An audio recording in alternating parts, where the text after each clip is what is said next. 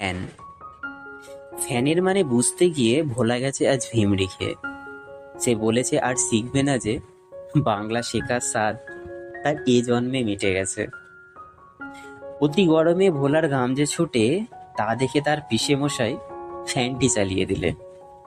এখন ভোলা নিশ্চিন্তে বসে ভাবে, ফ্যান তো তাহলে এদেরই বলে, যার মাথা ঘুরিয়ে বাতাস করে।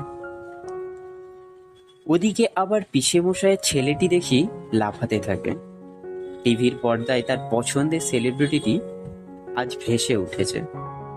সে বলে যে ফ্যান সে তার ছোটবেলা থেকেই বড় ফলোয়ার। কিন্তু ভোলার মনে প্রশ্ন হলো, ওই এ ফ্যানের মাথা নড়লেও হাওয়া দিচ্ছে না তো। তবুও নিজেকে সামলিয়ে ফ্যান শব্দটি যোগ করলে নিজের ডিকশনারিতে। এত ভেবে খিদে পেল ভোলার, গেল তাই রান্নার ঘরে। মাসিকে বলে, কিছু খাবার হবে নাকি? বড্ড পেয়েছে খিদে আমার ভেবে ভেবে।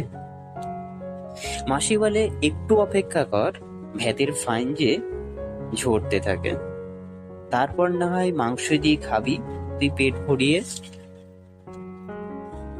ভোলার এবার মাথা ঘোরে, এটা আবার কেমন ফ্যান হে? না এ বাতাস করে, না এটির মাথা ঘোরে। ভোলা বলতে থাকে বসে, পারো কি কেউ আমাকে বোঝাতে ফ্যান ঠিক কাকে বলে? তবে তুমিও কমেন্টে জানিও, আমি সত্যি ভোলাকে বুঝিয়ে দেবো।